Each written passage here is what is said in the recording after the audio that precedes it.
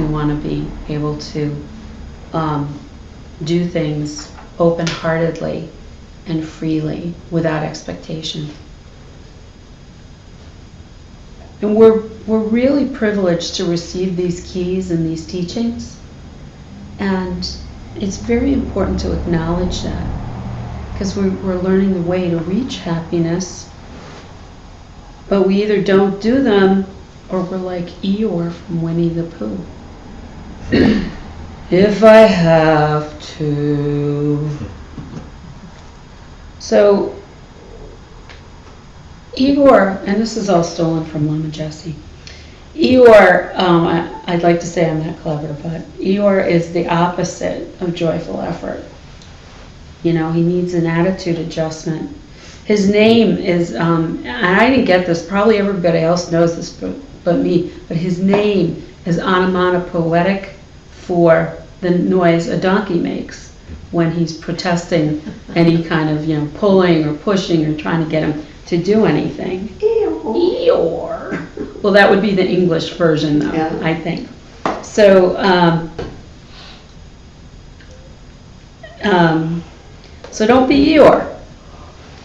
And Lama Jessie also suggested that maybe it's better to be Tigger, because Tigger may be the embodiment of joyful effort.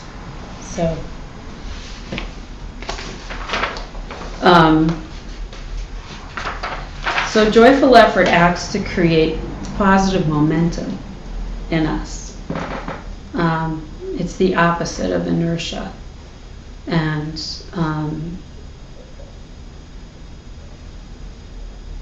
in aspiring to help as many people as possible, it's a good thing to pick somebody to emulate, somebody who's further down the path. I mean, this is all the reason to have a Lama too, so that you can pick someone and you can work on a mental affliction right there instead of being jealous of them. Just follow their lead and try to be like them. So if you could turn to the reading on page 95.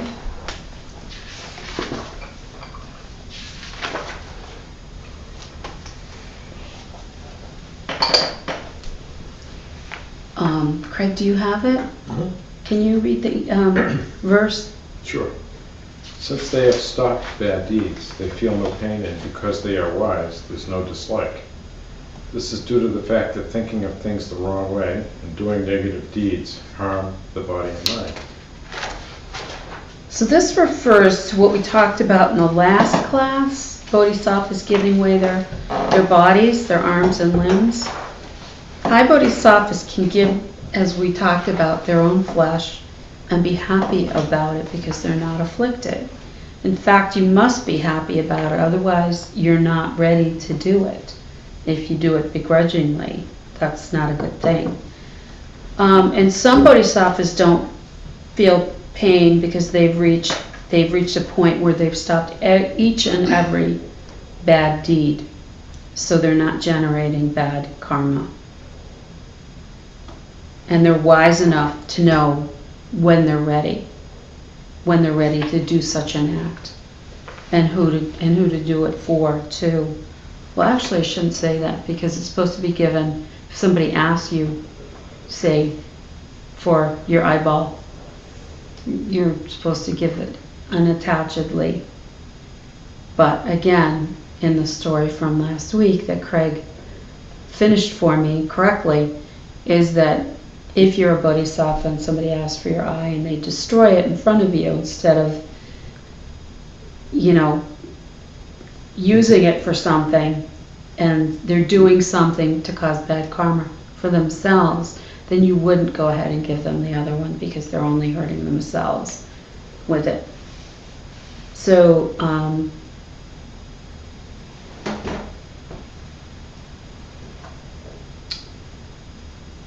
so the bodhisattva that does give of his own or her own body,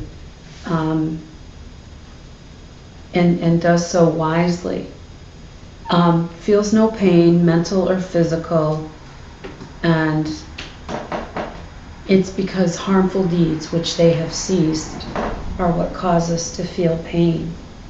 So if we do feel pain, it comes from something we have done because results resemble their causes. Because your experience of reality is coming from your mind, and it's colored by the state of your mind.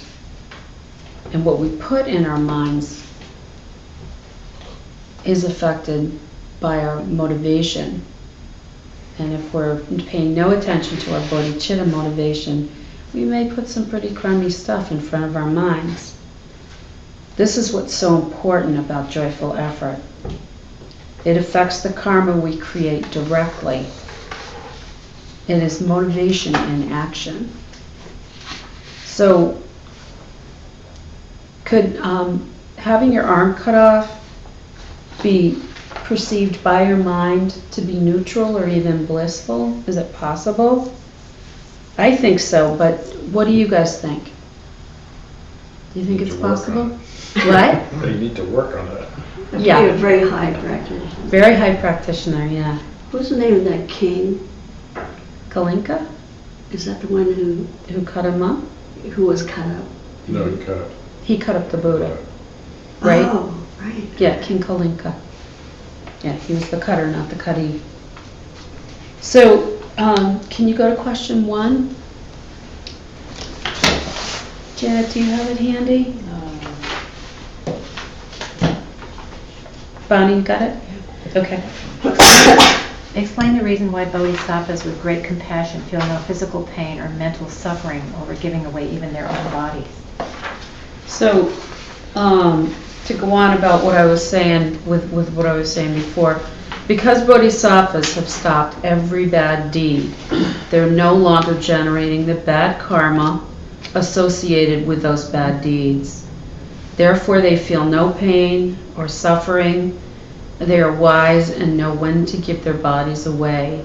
Their ignorance is gone, and there's no dislike involved.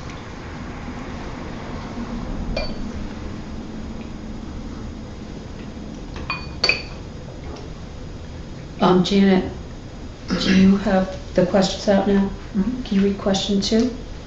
What are the 2 things which, according to Master Shantideva, cause all our physical and mental pain?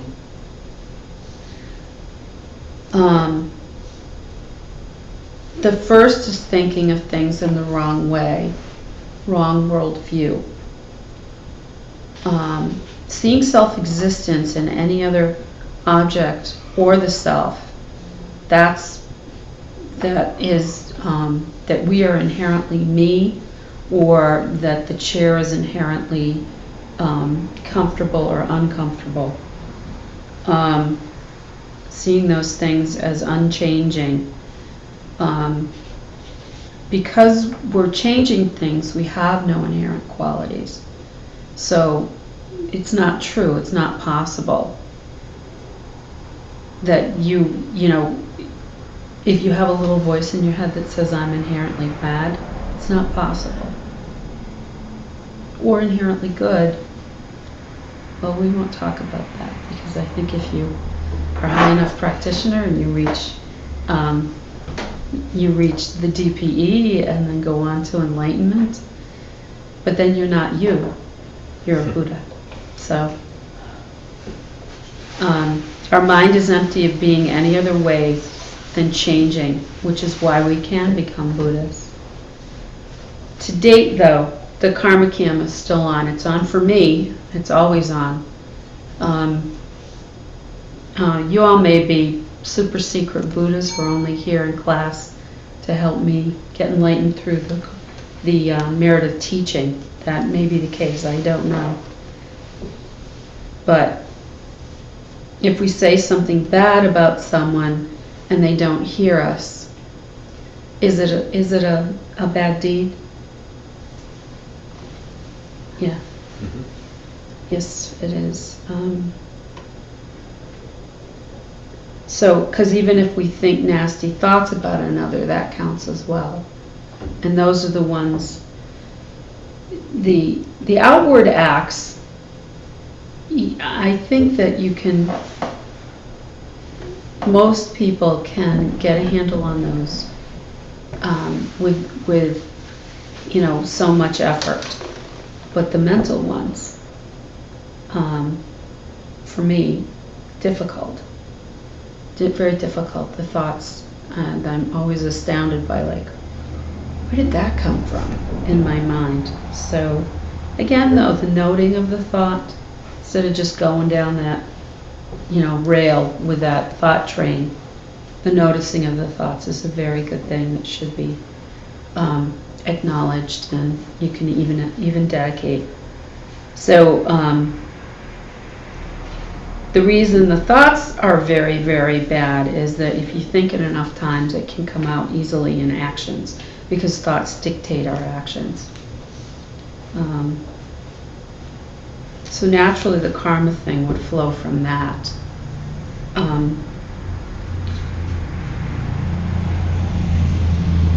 But so do happy, positive thoughts as well. They reap good karma, and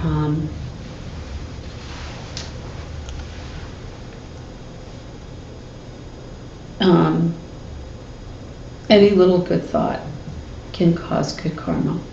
So keep thinking positively. The big things and our motivations or joyful effort affect the power of the karma. But even the little things count. So the second thing, this is still in question too, bad deeds cause harm to body and mind. Things like killing and the rest cause us to experience the fruits of such bad karma and suffer and feel pain. So we need to work to try to become the bodhisattvas that we know we can be, to continually work on that with joyful effort and become a high bodhisattva whose thoughts of compassion are completely pure. So it's working towards making your thoughts pure. Craig, can you read on page 97? The armies used for achieving the goals of living kinds are will, steadfastness, joy, and finally leading on. Will is developed by fearing pain and engaging in the contemplation of the benefit that it gives. Eliminate then what acts against us. Work hard to use the various forces of will, confidence, joy, and also leading on. And being engaged in the feeling of self-command in order to increase your capacity for effort.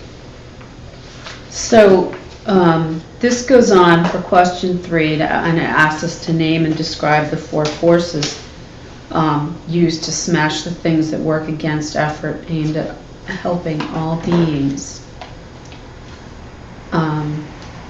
And it's contained in that first verse that Craig just read. And Master Shantideva uses military references a lot. Because he's determining between a bodhisattva and a bodhisattva's enemies. So it's a metaphor that he likes to use. So who are our enemies? What are our enemies as bodhisattvas? Does anybody care to venture a guess? Mental afflictions are our enemies. Yep, exactly. Mental afflictions.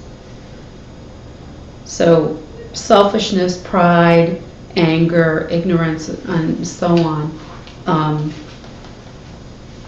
Those are what we're fighting. So a king has forces he uses to smash his enemies. We went over some of them a couple of weeks ago. The elephants, the charioteers, the cavalry, and the infantry were the basis for that. So a bodhisattva also has 4 forces to smash the obstacles to the wish for enlightenment, the bodhicitta that we have.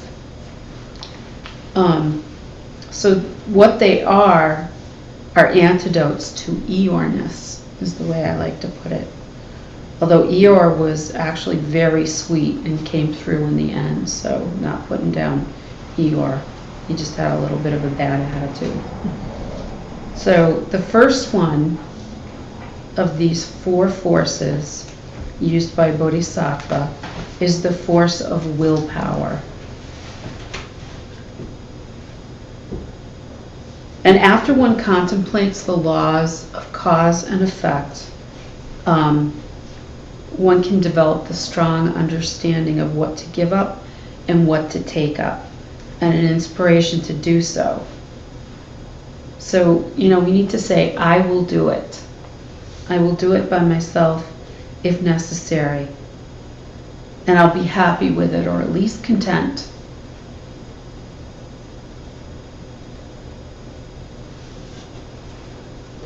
So the second one is the force of steadfastness. So before we engage in any activity that we're contemplating, we need to think about first and examine first whether it is useful and beneficial to the other being or beings. So when we've determined the benefit of the activity, then we engage in it and we complete it we totally complete it. We don't give up, ever. Because if you start and quit, that's very bad. So it's better not to start. Kevin, do you have the reading on page 100? The verse. Utilize the technique described in the Diamond Victory Banner to practice the confidence once one has begun. At the very beginning, appraise yourself to see if you have the resources needed and then decide to act or not. The very highest thing to do would be not even to start a thing, but once you have begun, then never allow yourself to stop. So this is really good advice on how to balance out the effort to help everyone, and the advice to chillax. Before you start, as I said, see whether it's beneficial or harmful and base your decision on whether to start on that. You also have to decide whether you can complete it or not.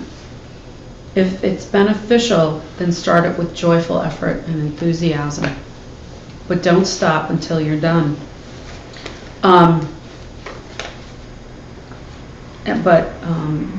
Lama Jesse recommends that we don't try this with shampooing. Does anybody know why that would be? Because your hair would be sticking up all over the place, or it would be half dirty. What are the instructions to wash your hair? Repeat. Rinse. Shampoo, rinse, repeat. So if you follow the instructions, you'd never stop. That's my very bad joke. Probably the second, but it's a small joke. Also courtesy of Lama Jesse. But if you, like, say Craig, if you've decided that you had made an agreement that you're going to drive Bonnie to the airport, have I made a deal here? Okay. You need to follow through and complete what you promised, because otherwise it's really bad mojo. So, and if say she's going to a retreat or a teaching or something like that, it's even better karma, or potentially worse, if you keep her from it. So get the good karma. And another reminder to dedicate. So when you do things like that, dedicate it. That's why they all want to drive him. What'd you say? That's why they all want to drive him home. Is that why everybody's squabbling over who's going to bring I Kevin thought it home? was all the rinse and repeating I was doing. With your beard. Yeah, don't don't even trim your beard until after the, After Oh, the that's Red Sox, right, it's the already, World Series, the yeah. mojo's working. good, yeah.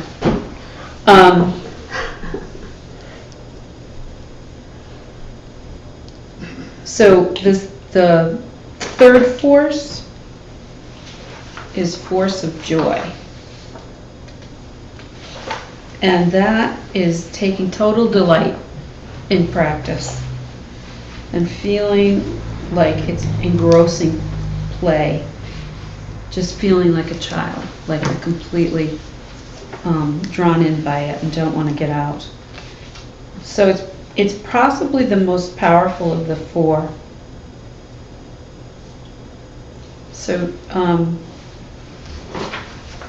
you want to try and like what you're doing. So put the effort toward, if it's a positive deed, toward enjoying it.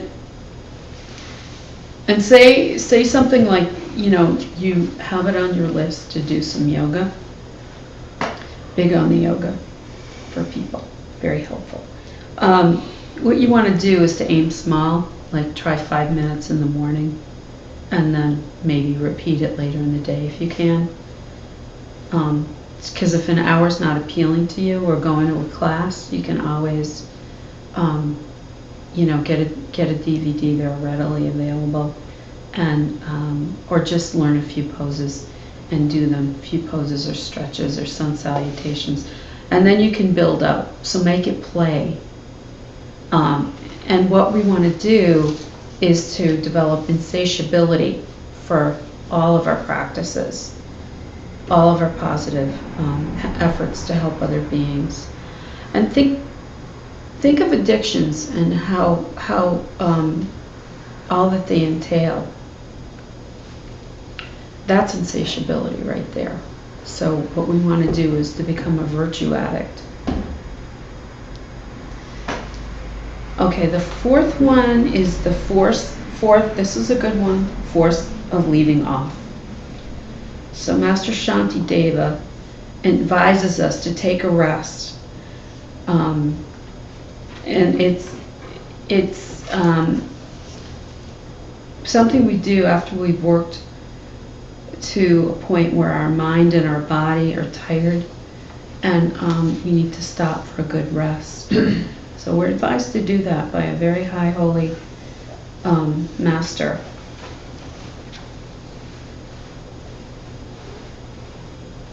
But when we are rested, we need to take up our joyful work again. We need to know when to rest. And Lamaji recommends that we take a Sabbath day, so 1 day a week off. You can leave off your book, you can leave off meditation. The only thing that you can't leave off is being kind to other beings. So you'd have to do that 7 days a week. But for 6 days a week, you need to work hard on your spiritual practice and then take the 7th off. And you can take the day off at home, in a retreat, wherever you are when you need the rest. So don't worry about whether or not there's going to be opportunities to practice when you are finished with your Sabbath day, because there'll be plenty of them, as there are every day. Anytime any kind of mental affliction comes up, that's a time to practice. That's an opportunity.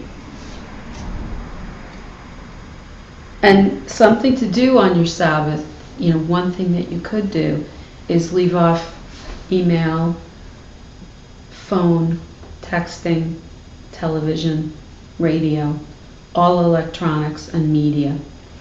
That's a good thing to do, because that's a real rest, instead of allowing your mind to worry about the next day or the next week or anything like that. So it's quite beneficial to do that. And going on an electronics and media diet is really hard to do the first time.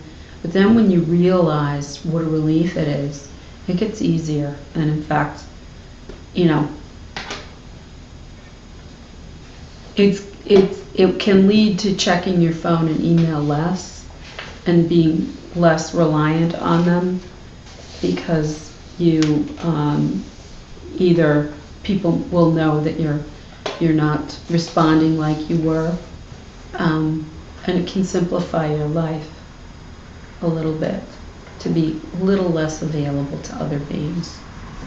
And when I say that, I don't mean less available in the sense of helping them, but less available for the distractions from practice and things that just don't need to be attended to immediately, just because now with electronics we're always available, right? Everybody's always available by, text or email or phone. So, and I'm talking to myself here too, because because I really So you are available, I'm not saying It's your business. it's my business Yeah. too, using my phone. So, but I could do things. I could do things to lessen the number of times that I check it and things like that. So, anyway, that's leaving off. And dedicate the day off that you've done it so that you can have more joyful effort when you pick up again the next day. So dedicate that as well. It's dedication night, so.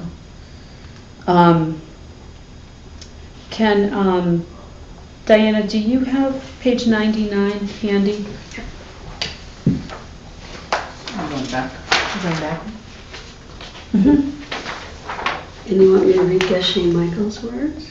Where it starts, we must eliminate. We must eliminate then what acts against us.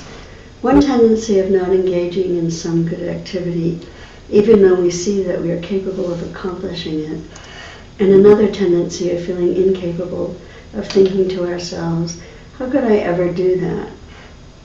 We must work hard to cultivate the qualities that support effort, to use the various forces of will, confidence, which refers to being steadfast, joy, and also leaving off. As we actually perform our good deeds, we must be engaged in our effort in the sense of utilizing recollection. After this, we must try hard to use the force of feeling of self-command, control of our body and mind in order to increase our capacity for effort to increasingly higher levels. So I wanted to have, Bonnie, can you go to page 101?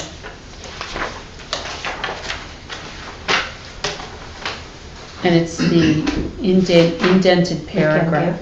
Yeah. We can give, O Son of the Gods, the example of the rising sun. Its shining is in no way stopped by the fact that some people might be blind, or the line of mountain tops might be uneven, or any other such problem. It simply lights up any area which is ready to receive the light. Just so do bodhisattvas shine for the sake of others, and their shining is in no way stopped by the various problems that individual living beings might have. They simply act to ripen and to liberate any disciple who is ready to receive their light. Isn't that beautiful? So this is the 6th chapter of the sutra known as the Victory Banner of Diamond. That's what this is from. That's a very beautiful practice. Kevin, can you read question 4? Okay. Relate and explain the metaphor used in the Sutra of the Diamond Banner to illustrate the kind of confidence required for bringing to a successful conclusion all those good deeds which we undertake. So this lovely metaphor is that the bodhisattva with joyful effort is like the rising sun shining down on living beings.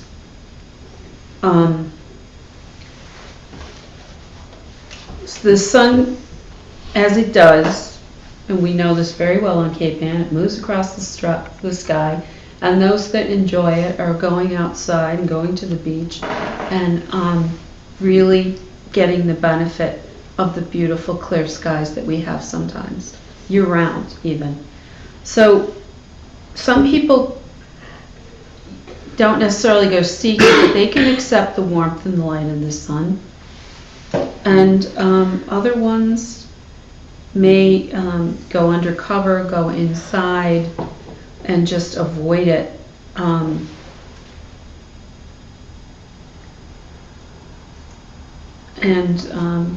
Or may take shade outdoors, like behind a mountain, or a tree. And some people may not be able to receive it at all at the moment. You know, the sun, and it's their karma. So the sun is the bodhisattva, and the rays coming down are the help that the bodhisattva is offering to all living beings. So some accept it, some hide from it, and some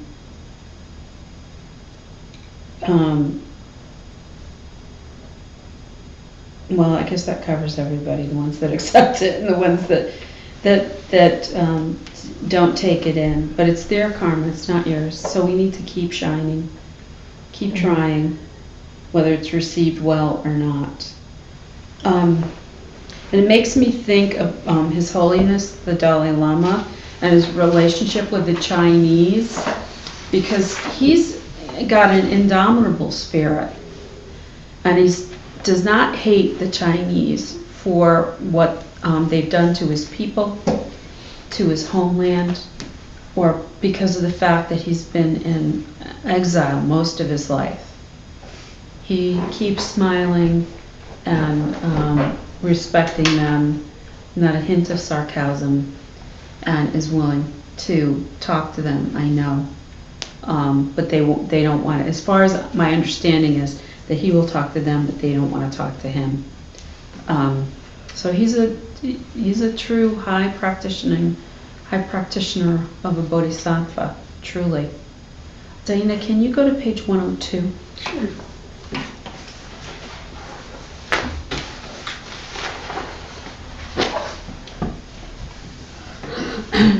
The confidence of accomplishment is when you say, I am willing to do this thing all by myself. The entire world lives at the mercy of their mental afflictions. They're incapable of helping themselves at all. Beings can't do what I can do, and thus I'll be the one to do what must be done. Janet, you want to read question 5? What is Master Shantideva's reasoning for saying that we should be willing to undertake our deeds on behalf of living beings all by ourselves, even if no one helps us? This is because we should do something that we think is worthwhile, whether we have to do it alone, or if we have help. We may get help eventually, but there's no guarantee. And we need to start it and do it and complete it on our own. The willingness has to be there. I will do this. I will do it alone. The fact that all living beings in the whole world are at the mercy of their mental afflictions, they can't even help themselves.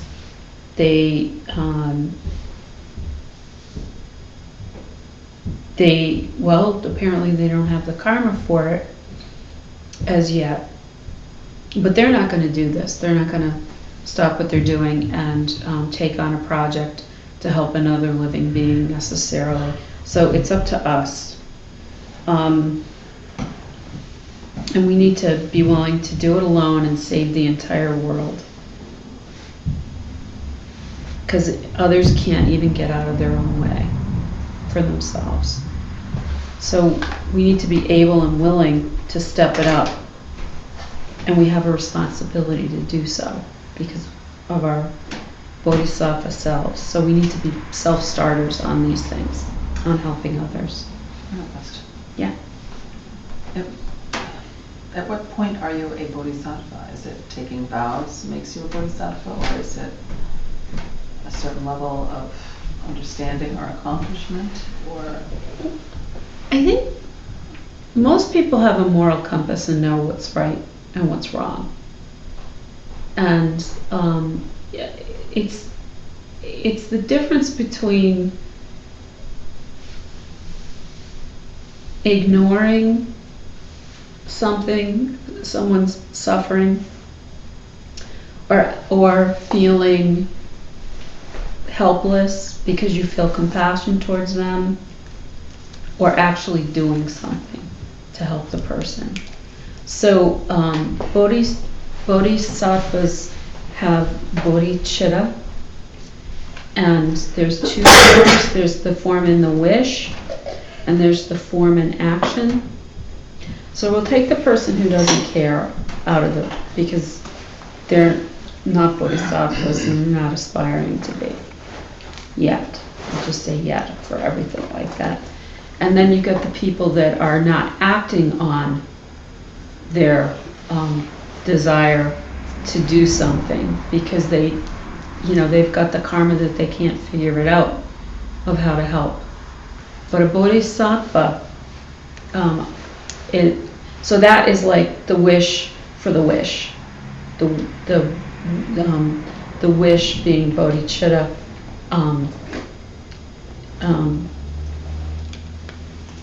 and being in the form of a wish.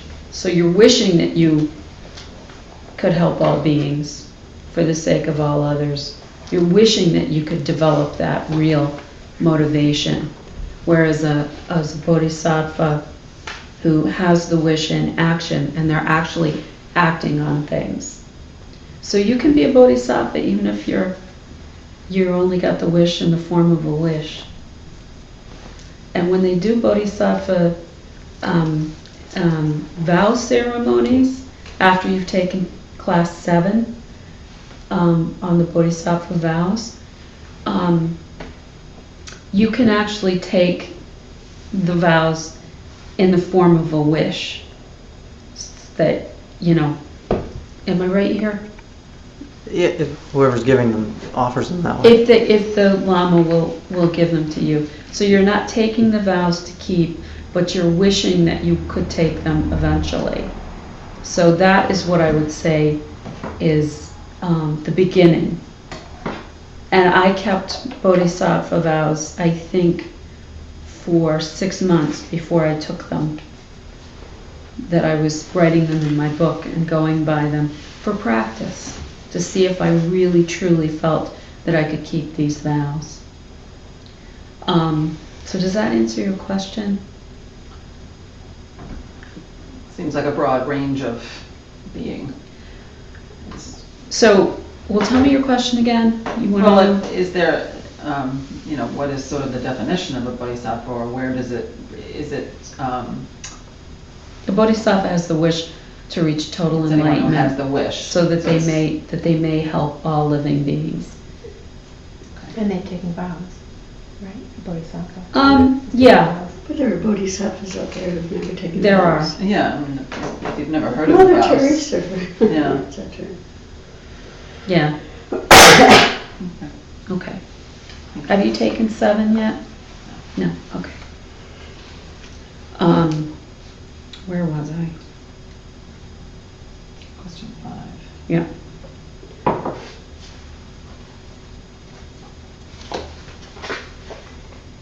So, all right, so we want to go to page 104.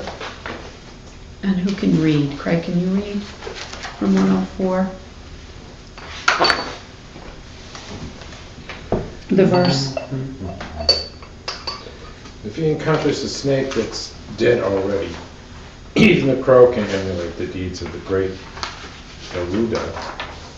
If I continue to act like a weakling, even a minor slip in a vow will be able to do me damage. Do you really think you could ever be free living in the destitution of effort lost to discouragement? Okay. First of all, the Garuda is a fierce mythical bird in Tibetan lore or in scripture, and it's like a huge eagle. So think of like a supersized eagle with a big eagle type beak and talons and stuff.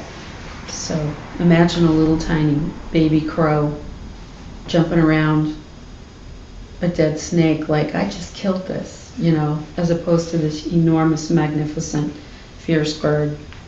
So, I'm gonna go on, because it continues on to,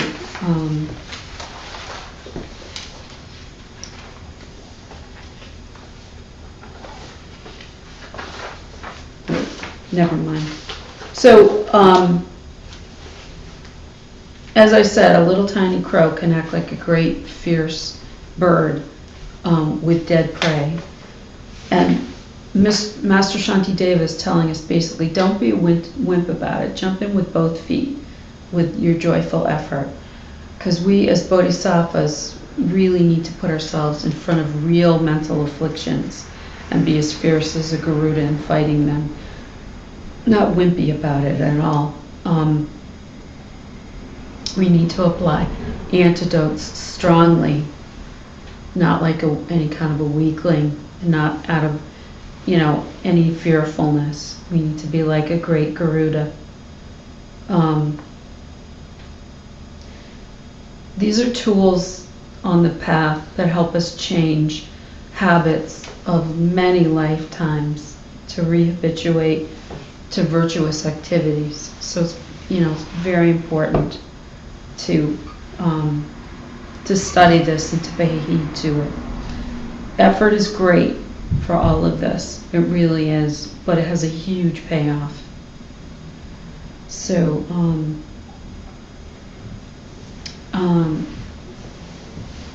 Diana, can you read on page 106 the verse? Those of confidence never become slaves of the enemy, pride. Others have turned to slaves. Can I read that again? Those of confidence never become slaves of the enemy, pride. Others have turned to slaves. Those whose hearts are filled up with the affliction of pride are by this thought dragged to the lower realms. The feast of a human life is too destroyed for them. As servants, then, they eat the crumbs from another's table. They are stupid and ugly and always feel uncertain of themselves, and every person they meet abuses them. So I have found, at least it makes logical sense in my mind, and I'd love for you guys to tell me what you think, but that a lot of my mental afflictions are underlaid by pride.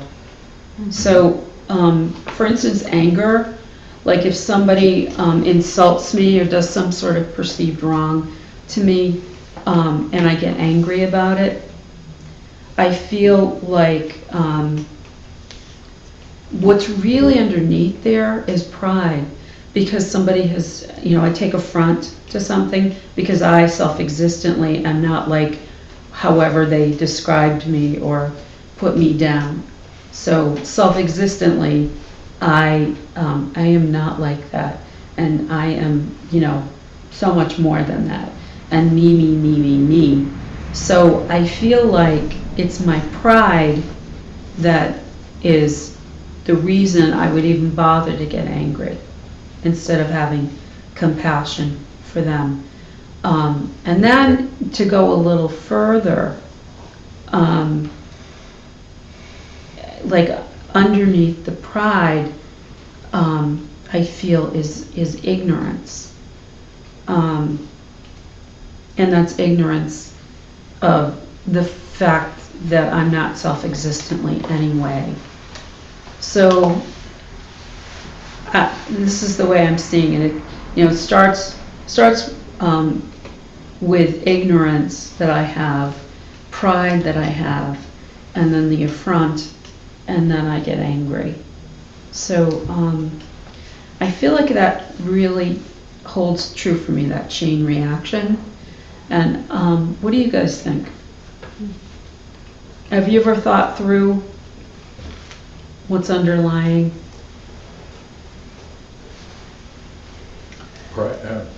Underlying anger? Underlying a mental affliction that you have. Like going back.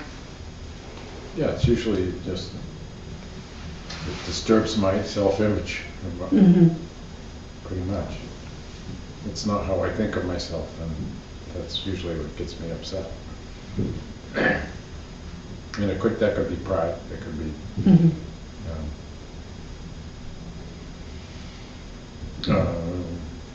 Could just be wanting things to go a certain way and yeah, And expecting that they would. attached to, yeah. Yeah. attached to the outcome. Yeah. Okay. So there's a good kind of pride though, also.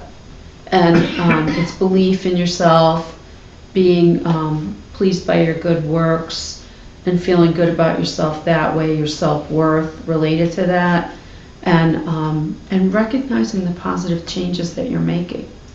You know, because you're not the same as you were, you know, X number of weeks, months, or years ago. And again, it's pretty special that you're studying this stuff. It really is.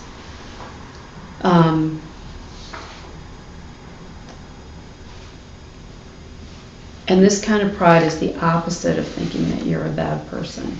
It's the opposite of that. Or that you're better than other people.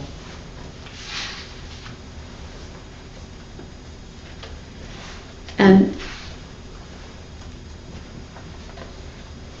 when we do have a mental affliction attack,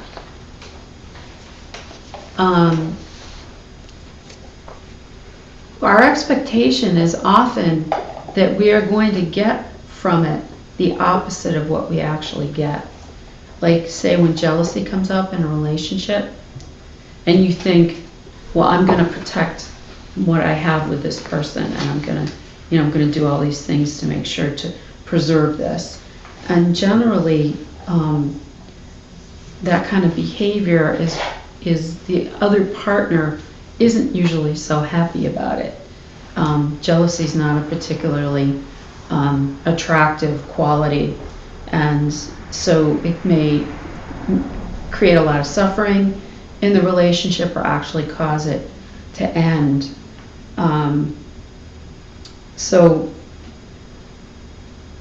the problem with mental afflictions is that they take away from us what we expect to get. Like anger, you can expect to have, even, and I'm talking about in the moment, they're going to take it away, they're going to take good things away from you because of the karma that you generate from the negative behavior, the negative thoughts, the negative emotions. But they can even do it in the moment. Can Diana read question 7? List 5 of the problems associated with pride, which Master Shantideva cautions us to avoid as we build up our positive feelings of confidence in our practice. Okay. So pride is an afflicted, the negative pride is an afflicted form of confidence. And this kind of pride, there's 8 different problems with. And the first one is that it's going to drag you to the lower realms, the hell's animal realm or preta realm, craving spirit. It's going to destroy the happiness that you have right now in this precious human life.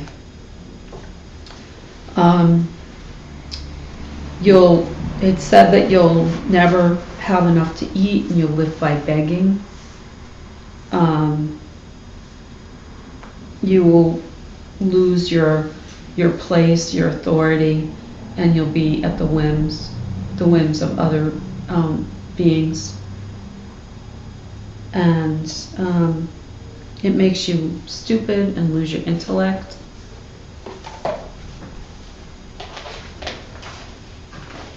And it makes you ugly. It changes your physical appearance.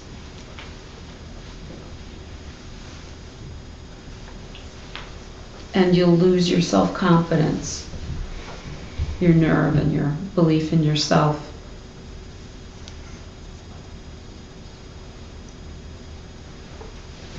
And ultimately it will cause other people to abuse you, even if you've done nothing wrong.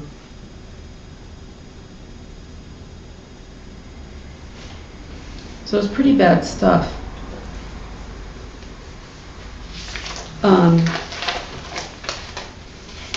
Kevin, can you read on page 108? When you find yourself in the enemy's camp and surrounded, look for 1,000 ways to shield yourself from them. Be like a lion with foxes and such, never allowing the massive mental afflictions to break through to you. A person may find themselves in the middle of a desert, forsaken, yet still they try to act to protect their eyes. You may be the same and find yourself hard-pressed, but never allow your afflictions to master you. So when we're up against our mental afflictions, we really need to be stalwart. We really need to apply antidotes. I said good day, sir. Good day. So this,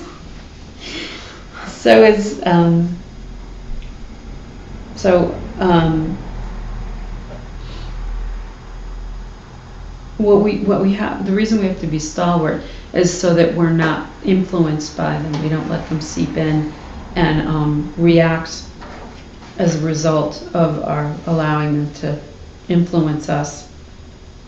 And so if we're we stand up to them, we'll never act on them, and that's what we want to achieve. And that's definitely something to dedicate.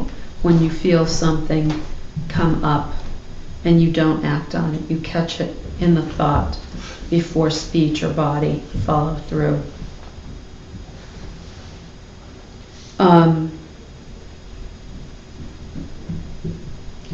And in this metaphor, we're supposed to be like the lion and not let the mental afflictions or foxes touch us. And that's our mental afflictions or another's mental afflictions, because you know how that somebody else's mental affliction can kick off yours, and you just react. So you really need to let them, have that force field up.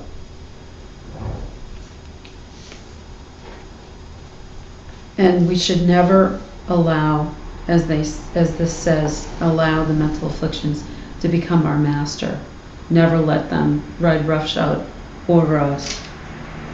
When you defeat them, when you do so, you want to, again, dedicate. And you can dedicate it to your own development of joyful effort, your family, someone else's health or well-being, someone in the bardo. You can dedicate it to anything. So make good use of that good karma, that good effort.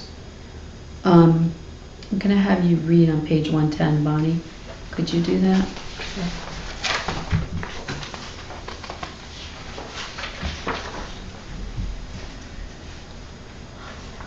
Like those who seek a feeling of fun from playing a game, these ones as well should cultivate a craving for this work, all those that work for them, and come to be insatiable in seeking it and taking joy. So bodhisattvas with joyful effort need to be like children at play, those that don't want to stop, kids that are completely engrossed. So remember when you were a kid and the street lights came on? Yeah. And you had to go in? Yeah. My father actually had a bosun's pipe that he used to blow My mother had a when we whistle. didn't come in. My mother had a school bell. My Did mother she? had a Yeah, whistle, a little whistle. There's, because we all know that the street lights didn't work. You needed another little reminder 10 minutes later. So remember how hard it was to break away from what you were doing, even if the game was over and you were just talking, you just didn't want to go in. And that you really couldn't wait for the next day to go back out and play with your friend. So, a strong bodhisattva has this kind of craving that desires to do good deeds and to help others. This is the kind of craving and desire we want to develop. And a strong bodhisattva is going to be insatiable in that regard, to want to start, continue, and finish good works and then start more. So, Craig, can you read on 111? People work for happiness. There's no certainty that what they do will make them happy. How can you ever be happy if you fail to do that single work, your own, which makes you happy? You can go ahead. I'm sorry. You never feel satisfied with objects of desire, honey smeared on a razor blade.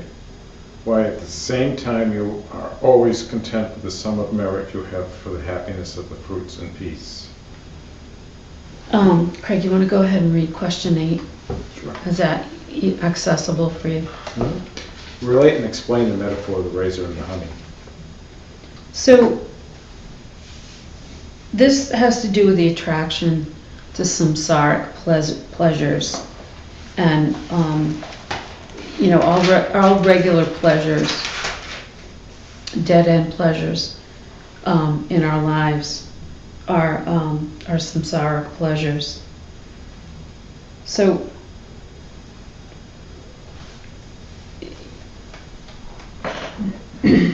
if, say you're longing for a partner, and that causes you suffering, that you think about it and focus on it, and just basically feel bad that you don't have one, feel like you're not whole, that something's missing.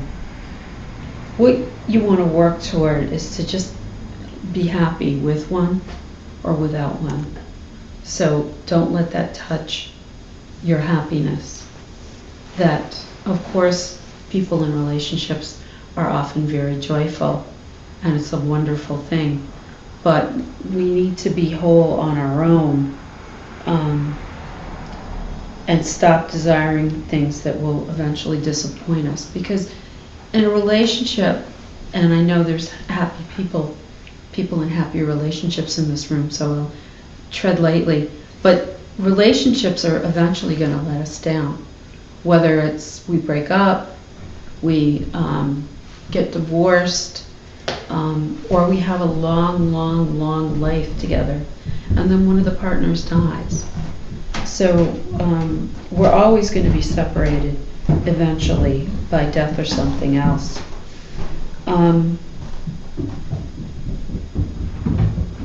So the razor blade is the fact that all good things that we desire, any of the honey in this life is going to change or end and disappoint us, and that's the razor blade.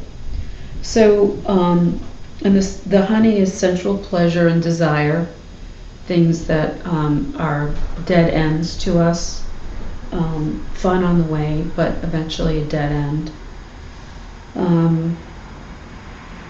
That they're going to just let us down. So, for instance, think about ice cream. Is there anybody in here who doesn't like ice cream or milkshakes or fraps? Okay, so you get some ice cream and you eat it really fast. It's much easier actually to drink a frap really fast, a milkshake, and then you get the brain freeze. So you're like, this is so good. Oh, I haven't had one in a long time. I really want this. And then you get the headache, and do you stop and let it pass? Not usually. A lot of people do. Craig, you stop. I do. Okay. Well, you get thirsty after it. That was in. Well, no, it's not. You're not done with it. I'm saying you're not done with the shake yet or the ice cream. And what do you do with ice cream? You eat it because it's going to melt. So you keep eating it. Oh, my head hurts. Oh, this is so good. Oh, my head hurts. So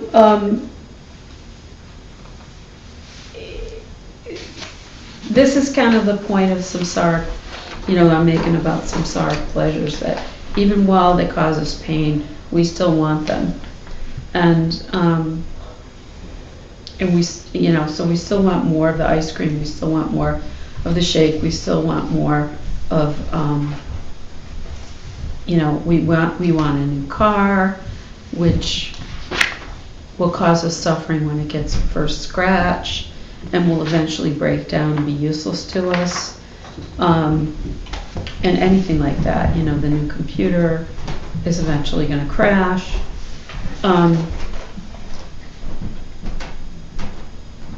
So,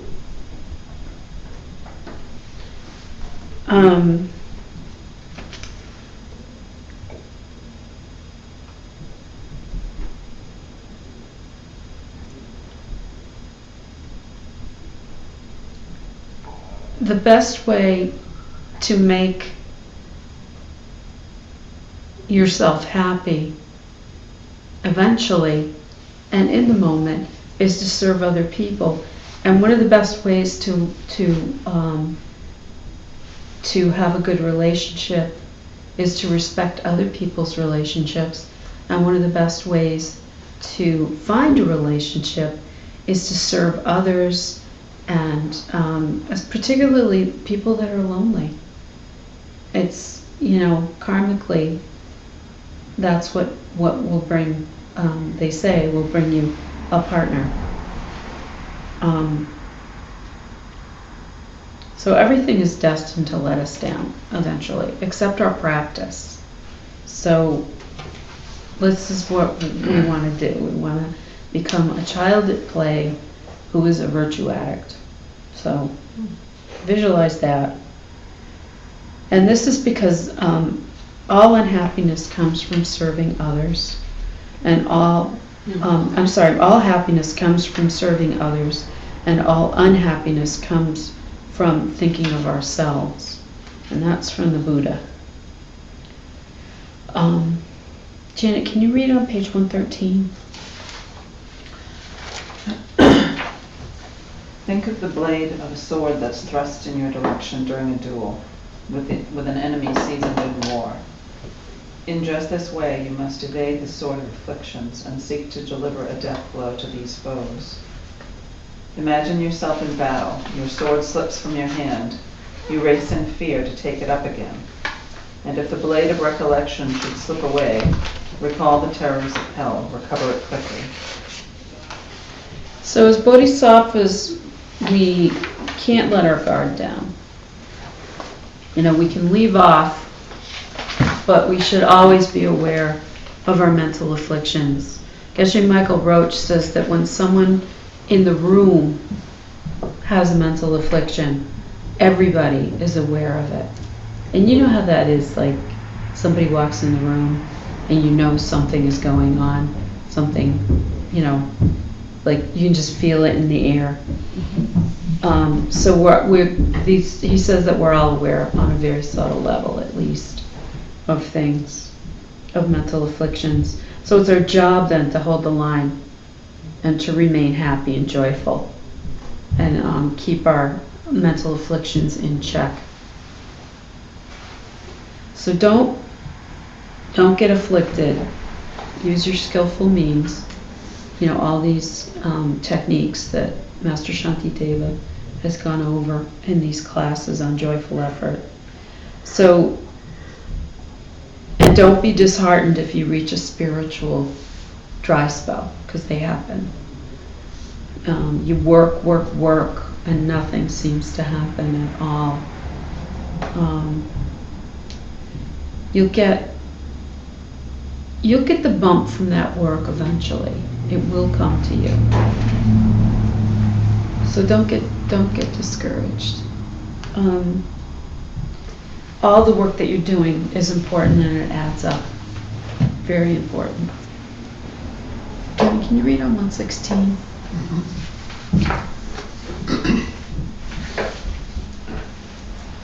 16. 116 poison. 116. 115. 150. Oh, it's 115? I'm sorry. That's right. Poison makes its way throughout the entire body, riding upon the course of the blood. Just so, should they find an opening, then negativities make their way throughout the entire mind. Suppose a person handed you a bowl completely full of oil, then stood before you with a sword, threatening to take your life should a drop spill. You ascetics must concentrate like this. Craig, can you read question 9? What reasoning does Master Shantideva use to prove that we are capable of watching our minds closely and keeping them away from anger and the like? This verse really just stuck with me. I don't know why, I got a real visual on it about the cup of oil and the enemy. If our life is at stake, we can reach great concentration. It's amazing, like, you know how when something happens and you get tunnel vision and a great amount of adrenaline starts pumping in your system and cortisol, and you can accomplish amazing things in that moment because you know that your life depends on it. It's that kind of concentration that we want to develop on this work. So concentrating on our bodhisattva activities is saving us from endless lives in the samsaric and other realms other than the human realm or Buddha paradise. It's so, well, and a human realm as well, sorry. It's that powerful and important to develop this kind of concentration. Our mental afflictions really do have a knife to our throats, and most people are oblivious to this. I think that all of us here have developed a pretty good awareness of when they come up and just how serious they are. Think how special it is to have these teachings so that we can learn these things and develop skillful means. So to learn about the mental afflictions is a real treasure, and we need to treasure it because it's so difficult to find. And the fact that we have all these teachings in our own language is just amazing. That the fact that they were an oral tradition and the Tibetans developed a written language to record them in the monasteries, and the people like Geshe Michael Roach go over and study and translate all these beautiful verses from Master Shantideva. It's just incredible. The kind of karma that we must have in order to be present today and to have received so much from the teachers and the lamas in the Sangha. And we really need to stop squandering this precious human life on samsaric pleasures.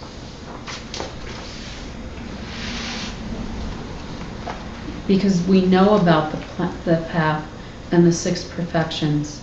It's a big responsibility. We need to, listen up and take up the work. So it's absolutely no accident that you're here. No accident whatsoever. So we need to appreciate it and get working. We really do.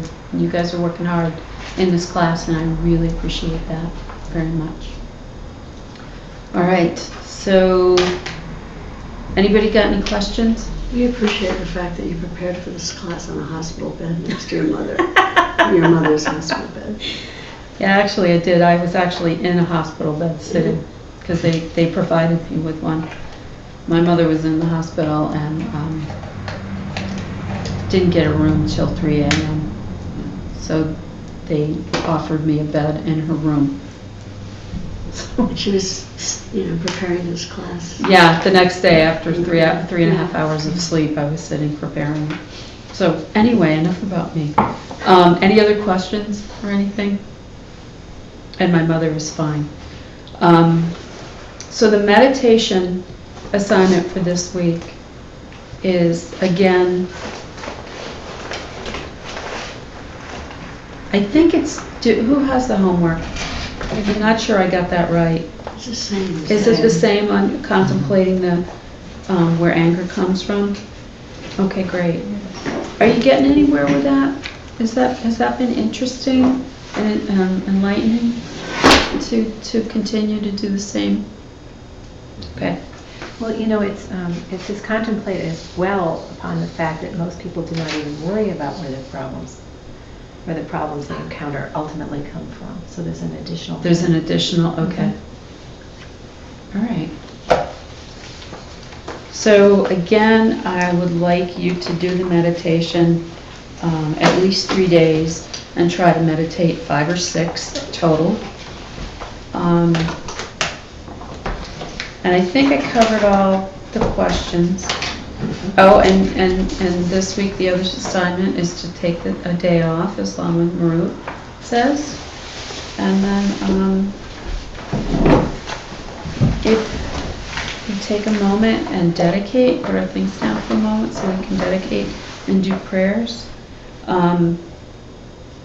You may want to dedicate to someone who may be having an especially hard time habituating what they know they should be doing as bodhisattva. People that are struggling with the teachings. People who have gotten here but are having a little bit of trouble on the path. So see if you can give the merit to them. And it can be someone else or it can be yourself. So Kevin, you want to do the prayers in English? Here's the prayer. Filled with the smell of incense, covered by many flowers, the great mountain, full continents, wearing the jewel of the sun and moon. In my mind I make them parasites of Buddha and offer it all to you. By this deed may every living being experience the pure world. Idam Guru Ratnam Namakum Nayatayam. The goodness What I have just done, may all beings complete the collection of merit and wisdom, and thus gain into the ultimate bodies that merit and wisdom. Sarvamangalam. May all beings be happy.